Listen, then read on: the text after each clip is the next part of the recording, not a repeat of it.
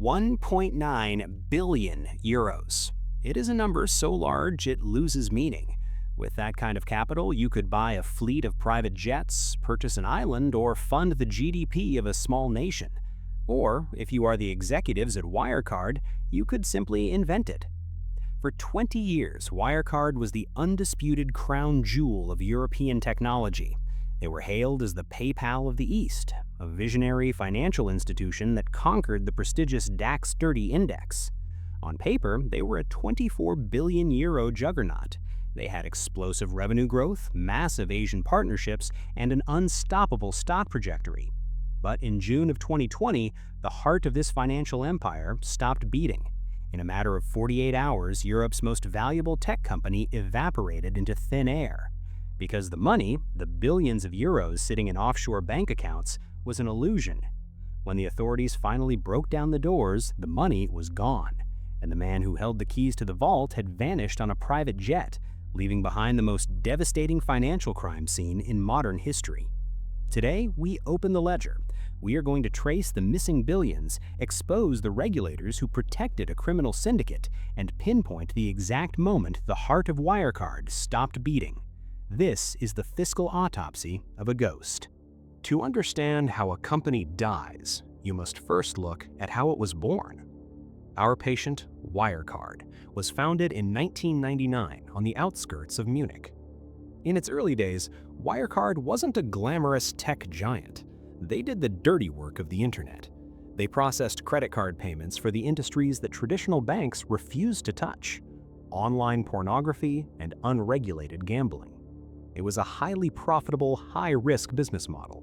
But survival in the early internet era required a pivot, and that pivot arrived in the form of an Austrian consultant named Markus Braun. Braun was installed as CEO in 2002. He was an ambitious man who understood the psychology of investors better than the mechanics of banking. He began dressing in a signature black turtleneck, adopting the persona of a visionary tech founder.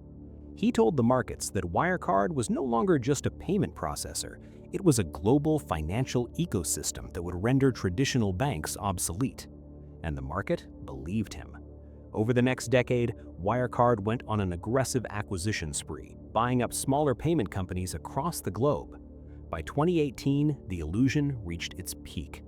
Wirecard had grown so massive that it forcefully ejected Commerzbank, a 148-year-old German banking institution, from the DAX 30 index. Wirecard had become a source of immense national pride for Germany. Finally, Europe had a tech behemoth that could rival Silicon Valley. Pension funds, retail investors, and institutional whales poured billions into the stock. No one dared to look too closely at the numbers, because if they had, they would have noticed the patient was already dead inside. The rot that destroyed Wirecard was located thousands of miles away from its pristine Munich headquarters. It was hidden in a complex web they called their Asian operations. Because Wirecard did not possess the necessary banking licenses to operate in many Asian countries, they claimed to use what are known as third-party acquirers, or TPAs. Think of it like this. Imagine you own a globally famous restaurant chain. You report massive profits every single quarter, but when investors ask to see your kitchens, you tell them your biggest kitchens are actually outsourced to secret partners in Dubai, Singapore, and the Philippines. You claim these partners handle all the transactions and simply pass the profits back to you. This was Wirecard's entire business model in Asia. They claimed that 3 TPA partners were responsible for half of the company's global revenue and almost all of its corporate profit. But the reality was a meticulously engineered fraud. If you track down the addresses of these billion-dollar partners, you wouldn't find massive financial hubs. You would find empty, dusty offices. You would find a retired seaman in the Philippines whose house was listed as a corporate headquarters. You would find an address in Dubai that belonged to a shared workspace with a single desk. The profits were completely fabricated. Wirecard executives were engaging in a practice known as round-tripping. They were moving real money in circles to create the illusion of massive transaction volumes while simultaneously inventing fake revenues on spreadsheets to keep the stock price soaring. Overseeing this entire phantom network was Wirecard's chief operating officer, a man named Jan Marsalek. Marsalek was a charismatic, shadowy figure who boasted about his connections to international intelligence agencies and mercenaries. He was the architect of the ghost accounts, and for years, nobody questioned him.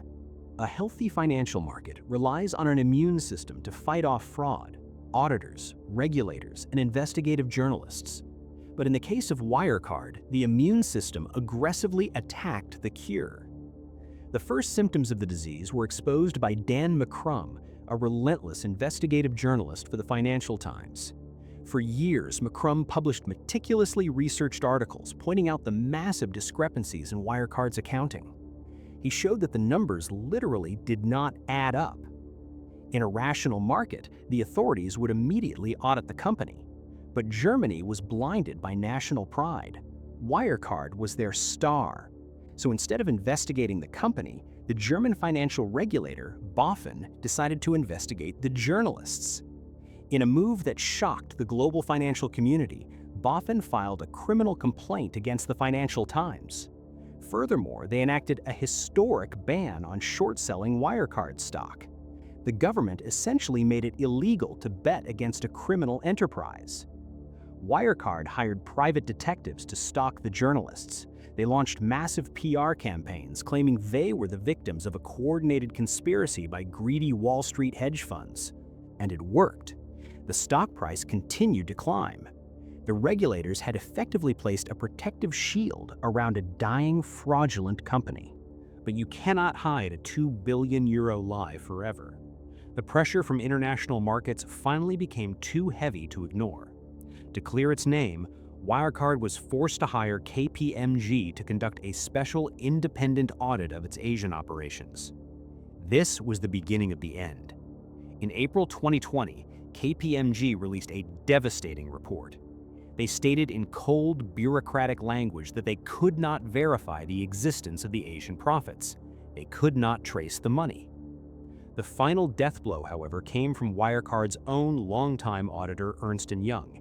For over a decade, EY had signed off on Wirecard's books without verifying the offshore bank accounts. But with the world now watching, EY finally asked to see the actual cash. Wirecard claimed they had €1.9 billion sitting in escrow accounts in 2 banks in the Philippines. On June 18, 2020, the truth was officially documented. EY refused to sign off on the 2019 financial statements. The Philippine Central Bank issued a stark public statement. No such money had ever entered the country's financial system. The documents Wirecard provided were forged. The cardiac arrest was instantaneous. Within minutes, the stock price fell off a cliff. A €24 billion valuation was entirely wiped out, dropping by 99% in a matter of days. Retail investors lost their life savings. Institutional funds were forced to write off billions. CEO Markus Braun was arrested, still wearing his black turtleneck. But Jan Marsalek, the architect of the Asian illusion, did not wait around for the police. The day before the collapse became public, Marsalek calmly walked out of the Munich office. Using forged documents, he boarded a private jet to Belarus and from there, vanished into Russia.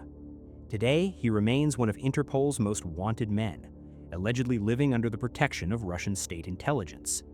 The money he supposedly managed never existed, but the secrets he holds are very real. The autopsy of Wirecard sits on our desk. The official cause of death is severe accounting fraud, but the underlying condition was something much darker. Wirecard did not survive for 20 years because its executives were brilliant masterminds. It survived because of collective willful blindness. It survived because regulators prioritized national prestige over market integrity. It survived because auditors collected massive fees instead of asking difficult questions. And it survived because investors wanted to believe the fairy tale of endless, risk-free growth. Wirecard proved that if a lie is big enough, and if it makes the right people wealthy enough, the market will aggressively protect that lie until the very last second. The markets are brutal, and they never forget. But they almost always forgive the next illusion, because wherever there's billions of dollars changing hands, there will always be someone ready to sell you a ghost. This file is closed. If you want to understand how the next billion-dollar empire will fall, you need to know where to look. Subscribe to Fiscal Autopsy and join us as we investigate the greatest financial disasters in history.